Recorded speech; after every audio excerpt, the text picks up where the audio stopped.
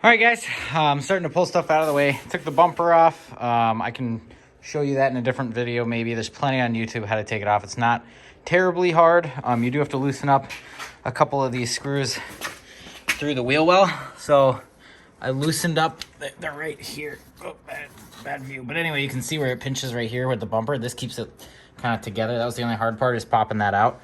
And then I just took the wheel well out. Pretty self-explanatory. There's just a bunch of screws. So I'm gonna remove the bottom drain plug. I just let all the oil out and I put the drain plug back in. Now I'm gonna drain the transmission out, basically remove all the fluids from everything, because I have to put this transmission on the other one and I don't wanna obviously pour fluid all over the floor. So, and you can actually see that drain plug right there. Air box out. I'm just taking stuff out of the way. I'm pulling the aux fuel kit off, and I'm gonna end up taking the intercooler off that's getting sold and traded for a stock one, and taking the radiator support out, and all the cooling related stuff. The coolant overflow tank's gonna come out next, and we're just gonna start pulling stuff out of the way. All right, it's just an 8mm Allen key, nothing fancy. I got it right in there, cracked it loose. Once it's cracked loose, I just stuck this end in and just weaved it right out of there. So we're gonna let that drain out and our trans will be nice and empty. So we took the coolant pipe right off of here. There's a little metal tab, you can see it pretty plain. Use a little flathead to dig that out and pull it. Same on the top side for the radiator, right here.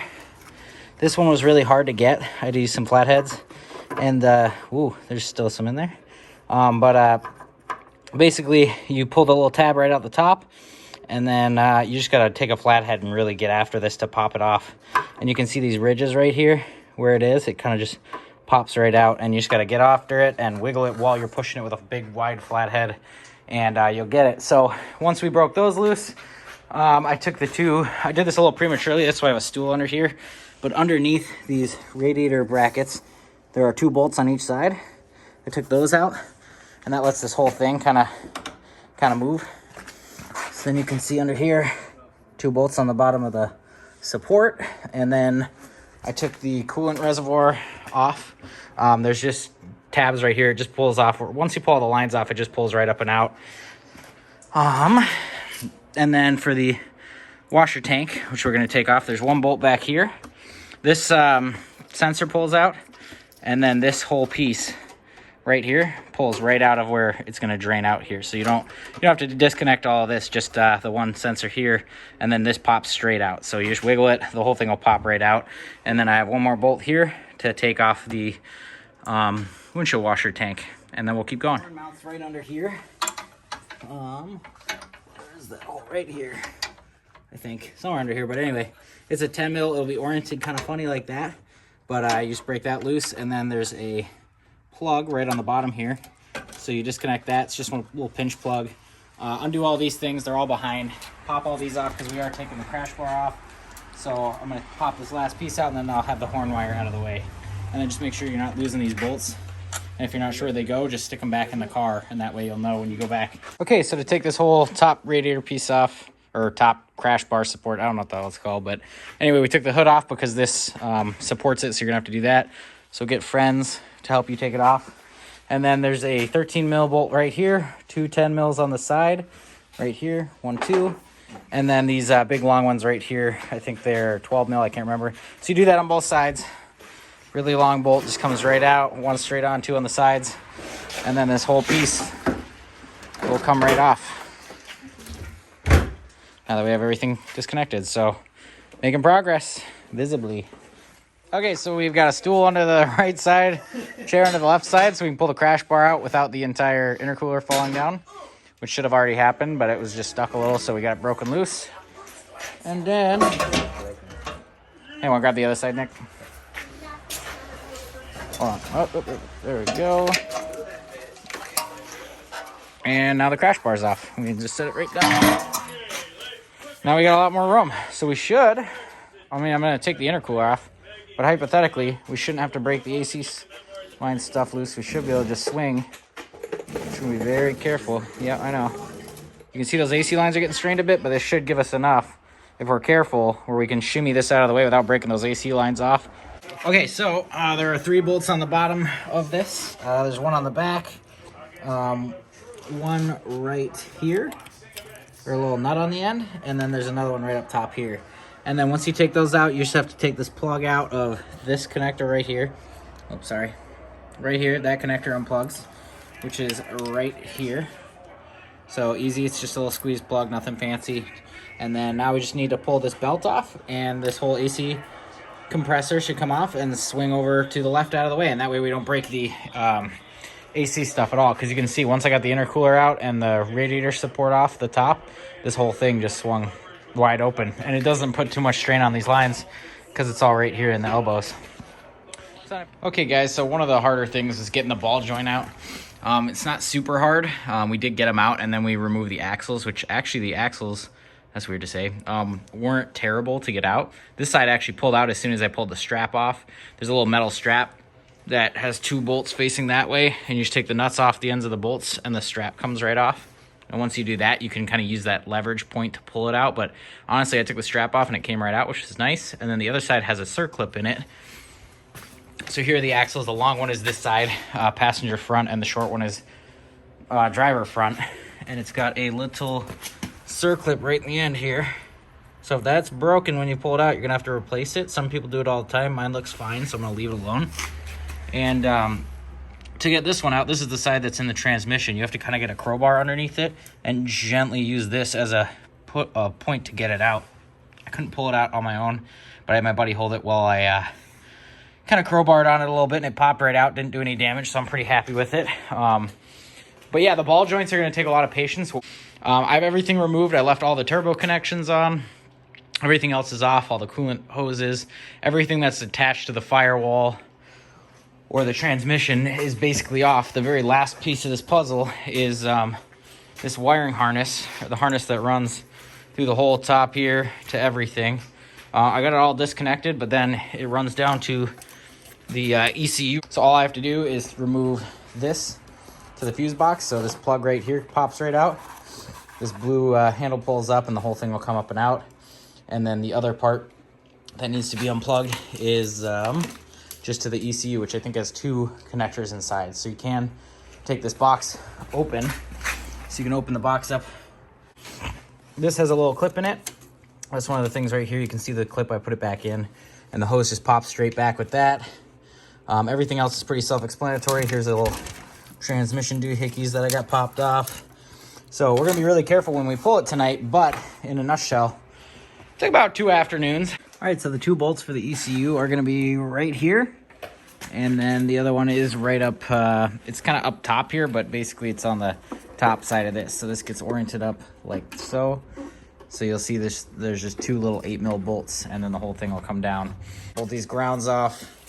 Actually I have to pop this out right here. There we go. And then this ground is out. This is off the battery box, so there's nothing holding the wiring harness onto the car itself. And then I disconnected the one of the coolant lines from back behind here, which routes all the way back. I actually tucked it up over here out of the way. And so then I already took the tray off the top of this. There's gonna be 1 bolt here for the trans mount. So just this big guy right here.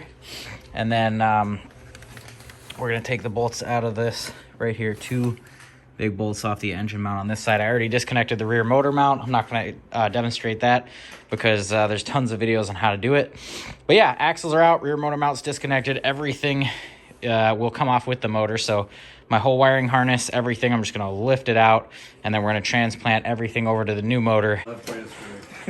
So we think we have everything disconnected. So we've got the chains on here with the engine hoist, and everything's hooked up.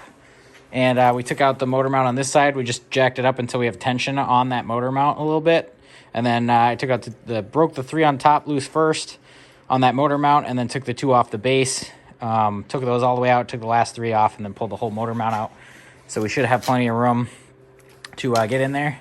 And then on this side, we just put a jack under the transmission. It's kind of dark, but you can see we just barely put it under there, just so when I take out the trans bolt for the transmission on this side, the whole thing doesn't swing and bang into the firewall and, you know, who knows, pop it off the jack stands or something stupid. So once I take this little bolt out, it should all come out pretty easy, and we'll slowly let it down.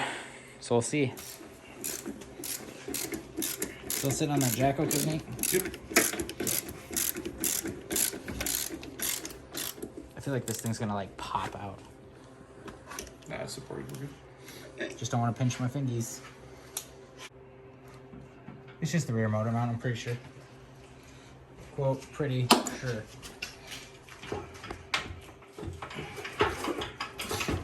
Try to come back up a little. I think it's stuck on that motor mount maybe. And I'm just gonna try to swing it back a little bit. Mike, do you have any thoughts?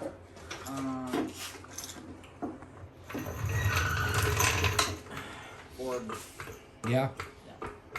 We'll take it. I should be able to pull it out a little bit. But yeah, you know what?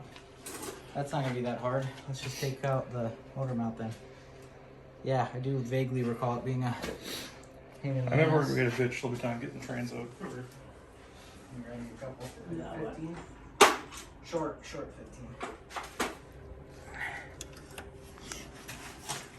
This is such a better way to zoom in.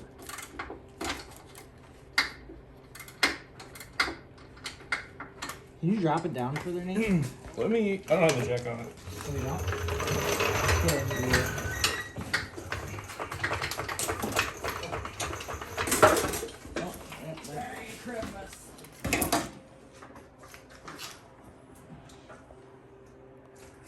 It's gotta be that motor mount, dude. What happened to the wrench? I just broke it trying to get the motor mount bolt out. No kidding. Yeah, I got no purse. I ain't got no purse. Go ahead, say it. Say You it. also- Say hit it with your purse. What else you don't have? A 15mm Hey, wrench. wait, these are from. They are Ultra Steel brand. Yeah.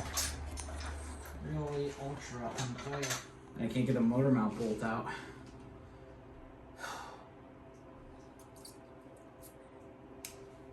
This is always what happens. You're like, I'm gonna pull the motor tonight. Woo! And then the bolts are all stuck. So walk us through what the problem is. So the rear motor mount's a CPE aftermarket motor mount. It comes in like two pieces. So one piece slides into the kind of like the frame underneath there and has a bolt from the bottom of the car. I took that out, and then there's no play because there's no room when I still had this all mounted in. And so then there's a bolt that goes to the side of it, and you can't pull the bolt out because instead of going through the side like that with a nut on the end, they put the nut on this end and somehow got the bolt in there, which I still don't understand. Unless they had the bolt in there when they put the motor on in. Yeah, so they must have. So they did it. Yeah, so they put the bolt in the wrong side and then stuck the motor mount in. So now there's no way to get them both out because there's too much tension. Doesn't even make sense. Like how they even got it that way. So anyway, I have one bolt that's stuck. The motor mount should be able to slide out, but we have to have it at the perfect height. And then we can't pull the jack out at the same time. So really it's just a motor mount problem. If you have a stock motor mount, you can get it out no problem, but I don't. So I'm gonna have to crawl under there and cut it in half or something.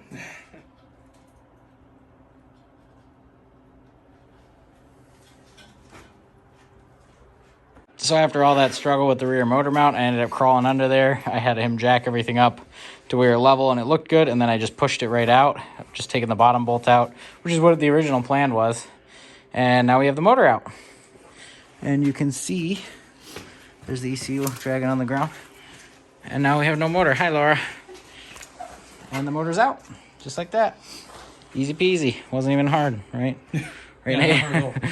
So now we're going to start taking stuff off, drop it on the ground, make sure we don't pinch anything on the way down, and then start swapping stuff over.